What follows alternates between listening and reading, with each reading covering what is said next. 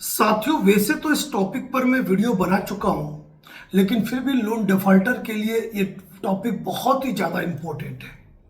कारण कि मार्च महीना चल रहा है और मार्च महीने का भी अंतिम पखवाड़ा आ चुका है, यानी कि financial year closing, financial year का अंतिम क्वार्टर और उसमें भी फाइनेंशियल ईयर की क्लोजिंग के अंतिम महीने का अंतिम पखवाड़ा, यानी कि पाक्षिक। अब यहां पर क्या है कि रिकवरी एजेंट्स की नौकरियों पे लगी है तलवार। यदि रिकवरी एजेंट अच्छा काम कर देते हैं तो उनको मिलेगा इंसेंटिव, हो सकता है उनका प्रमोशन भी हो जाए, और यदि एक अच्छा सर्टिफिकेट मिल गया उनको अपनी वर्किंग का तो दूसरी कंपनियों में अच्छी नौकरी मिल जाएगी। या फिर उन्होंने कोई अच्छा काम नहीं किया, टारगेट अचीव नहीं कर पाए और एनपीए जो टारगेट उनको दिए वो टारगेट वो कवर नहीं कर पाए तो चली जाएगी उसकी नौकरी।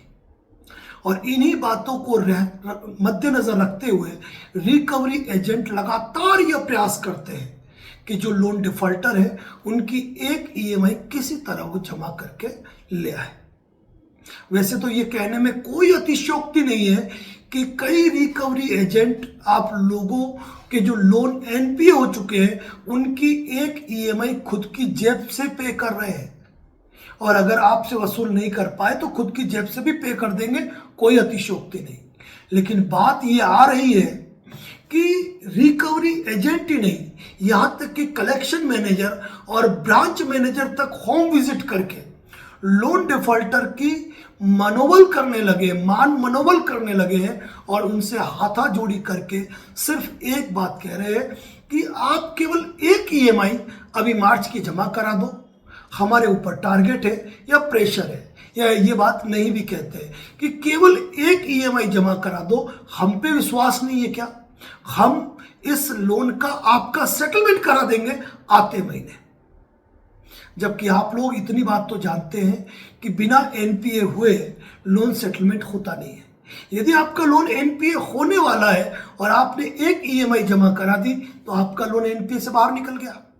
अब ऐसी स्थिति में जो लोन सेटलमेंट करते हैं ना, जो सेटलमेंट ऑफर लेटर जारी करते हैं, वो कौन करते हैं? वो करता है कंपनी का प्रधान कार्यालय। न इन ब्रांच मैनेजर के हाथ में है, न रिकवरी एजेंट के हाथ में है। जब ब्रांच मैनेजर, रिकवरी एजेंट, निचला पूरा सिस्टम फेल होता है, आर्बिट्रेशन पे आप अपने अच्छे जवाब दे देते हैं, ऑब्जेक्शन ले लेते हैं, तो इनके पास कोई दूसरा रास्ता नहीं है कि आपके लोन के मैटर को वो निपटा पाए। तो हमेशा एक बात दिमाग में बैठा लीजिए कि न ब्रांच मैनेजर के हाथ में है, न रिकवरी एजेंट के हाथ में है आपके लोन का सेटलमेंट करना। हाँ, ये जरूर है कि ये अपनी तरफ से भरपूर प्रयास करने के बाद जब विफल हो जाते हैं तो कहते हैं कि भाई इस पार्टी से वसूली नहीं होनी है, इसके लिए तो अब सेटलमेंट ही ऑप्शन है।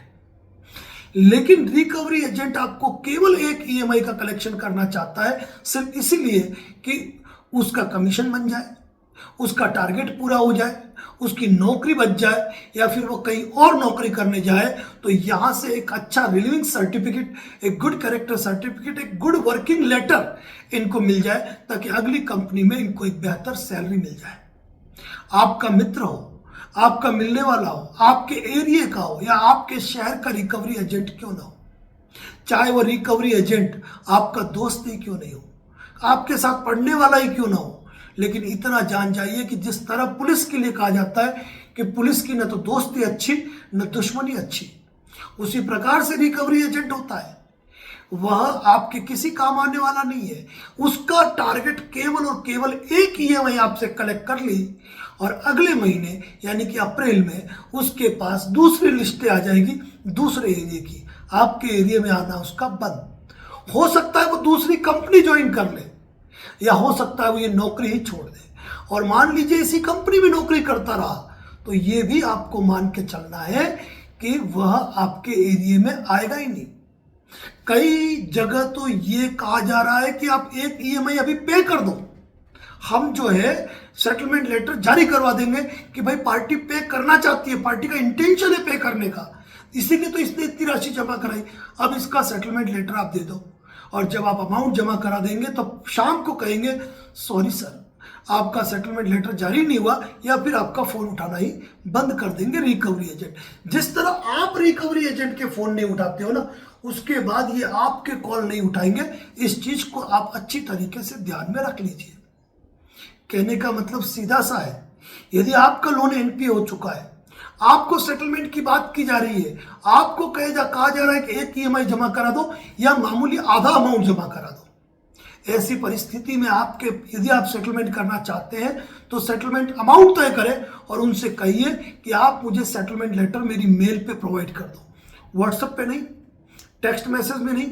ये बात अलग है कि अगर आपकी मेल आईडी रजिस्टर्ड नहीं है तो आपके व्हाट्सएप पर भी और आपके टेक्स्ट मैसेज में भी ये कंपनी के रजिस्टर्ड जो नंबर सेव है, कंपनी का जो रजिस्टर्ड व्हाट्सएप नंबर हो या रजिस्टर्ड जो टेक्स्ट मैसेज का नंबर हो, उससे ही आपको पीडीएफ शेयर कर देते हैं।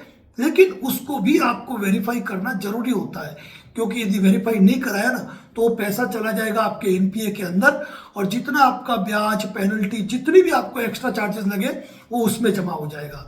इसीलिए यदि कोई भी रिकवरी एजेंट, कोई भी ब्रांच मैनेजर, कोई भी कलेक्शन मैनेजर या कोई तुर्रम खान अगर आपको कहता है कि एक ईएमआई जमा करा दो, मैं आपके लोन का सेटलमेंट करा दूंगा, तो मान के चलिए कि आपको गच्चा दिया जा रहा है।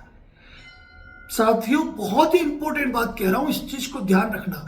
अगर उनको कहना है कि भाई तुम सेटलमेंट करना ही चाहते हो तो सेटलमेंट लेटर मेरी मेल पे भेज दो और मुझे 7 दिन का टाइम दे दो, मैं पेमेंट जमा करा दूंगा। अगर आपको 1 डे सेटलमेंट लेटर मिला और उसकी डेट निकल गई और आप दूसरे दिन सोचते हो मैं जमा करा दूंगा, तो ये लापरवाही बिल्कुल मत करना। वापस लेटर जारी कराओ, सेटलमेंट लेटर वापस जारी कराओ और उनकी कॉपी निकाल के रख लो। 3 साल तक आपको वो मेल और कॉपी संभाल के रखनी जरूरी है, क्योंकि 3 साल बाद कंपनी कोई दूसरा केस आप पर फाइल नहीं कर सकती है। ये लिमिटेशन एक्ट के अंतर्गत खुली बात है। तो साथियों, इस वीडियो का मकसद एक ही है, यदि किन्हीं विषम परिस्थिति और आर्थिक हालातों के चलते आप लोन डिफॉल्ट के शिकार हो चुके हैं, कंपनी आपसे सेटलमेंट करना चाह रही है, तो पहले सेटलमेंट लेटर मंगवाइए, सेटलमेंट लेटर को वेरीफाई कीजिए, क्योंकि जब आप सेटलमेंट करने के लिए पैसे लाएंगे ना, तो मैं जानता हूं उसके लिए आप कितने पापड़ बेलेंगे। और वहां पर यदि किसी ने आपके साथ धोखा कर दिया ना, तो आप ये भी मत सोचना कि मैं रिकवरी एजेंट या कलेक्शन मैनेजर या ब्रांच मैनेजर के खिलाफ एफआईआर दर्ज करा दूंगा, क्योंकि गिल्टी तो आप हो, गलत तो आप हो, क्योंकि आपने लोन लिया है, आपने चुकाना नहीं किया है। अब यहां गलत सेटलमेंट लेटर आपको दिया ने, आपने पैसा जमा करा दिया, तो जमा तो आप कंपनी के अकाउंट में ही कर रहे हो और जो बाकी था उसी में जमा करा रहे हो, तो उनके ऊपर एफआईआर कर देना, उनको नोटिस भेज देना, ये विकल्प नहीं है। बस ये ध्यान रखें कि सावधानी ही बचाव है। मार्च का महीना है, ढेरों सेटलमेंट हो रहे हैं। जो ये कहता है कि हमारी कंपनी सेटलमेंट नहीं करती है, तो मैं खुला कहता हूं हमारे यूट्यूब चैनल के ज्वाइन मेंबरशिप पे चले जाइए और देखिए, हर कंपनी सेटलमेंट करती है, क्योंकि हमने आपको कहा है कि 1000 सेटलमेंट लेटर हम पोस्ट करेंगे मार्च महीने में हमारे यूट्यूब चैनल की ज्वाइन मेंबरशिप पे। सार्वजनिक नहीं कर सकते क्योंकि कुछ मैटर प्राइवेसी के होते हैं। तो साथियों, ये चीज ध्यान रखो। और एक बात, यदि आपका कोई मित्र, परिचित, रिश्तेदार यदि लोन के दलदल में धंसा है और निकलने का कोई रास्ता नजर नहीं आ रहा है ना, तो हमारे किसी भी वीडियो का एक लिंक उनको जरूर शेयर कर दीजिए, ताकि वो अपनी जिंदगी के अंदर कोई गलत कदम न उठाए, कोई गलत विचार न लाए और किसी परिवार को, किसी माता पिता को बिना बेटे के, किसी पत्नी को बिना पति के और किसी बच्चों को अनाथ के रूप में न जाना जाए। साथियों, विषम परिस्थितियां हैं। मैंने कल वीडियो में बताया था आपको कि 2016 से लेकर 2018 से 2020 में 16,000 लोगों ने कर्ज के कारण सुसाइड किया है। तो हमारी मुहिम है एक सहयोग करने की, एक अपील करने की, जन जागृति पैदा करने की।